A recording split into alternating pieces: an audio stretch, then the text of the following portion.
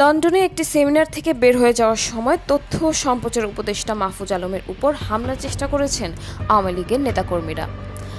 স্থানীয় সময় শুক্রবার ১৩ সেপ্টেম্বর এ ঘটনা ঘটে। যুক্তরাজ্যের বাংলাদেশ হাইকমিশন এ তথ্য জানায়। হাইকমিশন জানায়, বাংলাদেশের অন্তর্বর্তী সরকারের তথ্য ও সম্প্রচার মন্ত্রণালয়ের উপদেষ্টা মাহফুজ আলম শুক্রবার লন্ডনে দুটো অনুষ্ঠানে অংশ নেন। উপদেষ্টার প্রথম অনুষ্ঠানটি ছিল বিকেল ৪টায় ইউনিভার্সিটি অফ লন্ডনের school of African and Oriental স্টাডিজে। বাংলাদেশের জুলাই গণ অভ্যুত্থানের ১ বছর পূর্তিতে school of African and Oriental studies এবং বাংলাদেশ হাইকমিশন যৌথভাবে আয়োজন করে। উপদেষ্টা মাহফুজ আলম নির্ধারিত সময়ে অনুষ্ঠানে যোগ দেন। এ সময় আওয়ামী লীগের ১৮ জন কর্মী সোয়াসের সামনে অবস্থান নিয়ে স্লোগান দিতে থাকে। অনুষ্ঠানে আসার সময় উপদেষ্টার গাড়ির কোনো সমস্যা হয়নি।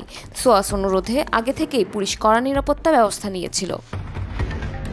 উপদেষ্টা এবং হাইকমিশনের কর্মকর্তারা ভেতরে প্রবেশের পর পার্কিং এরিয়াতে থাকা অপেক্ষমান গাড়ির উপর ডিম নিক্ষেপ করে দুষ্কৃতকারীরা।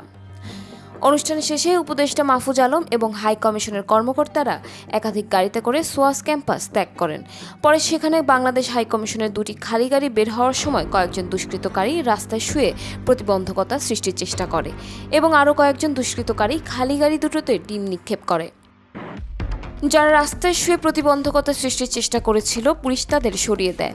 উপদেষ্টা মাহফুজ আলম সন্ধ্যা ৭:৩০টায় নির্ধারিত সময়ে বাংলাদেশ হাইকমিশনে একটি মতবিনিময় অনুষ্ঠানে যোগ দেন। সেই অনুষ্ঠানে বিভিন্ন রাজনৈতিক দলের প্রতিনিধি, ছাত্র এবং সাংবাদিকরা যোগ দিয়েছিলেন। লন্ডন মেট্রোপলিটন পুলিশ সার্বক্ষণিক বাংলাদেশ হাইকমিশনের সঙ্গে যোগাযোগ রাখছে এবং উপদেষ্টা মাহফুজ আলমের পূর্ণ নিরাপত্তা নিশ্চিত করা হবে বলে আশ্বাস দিয়েছে।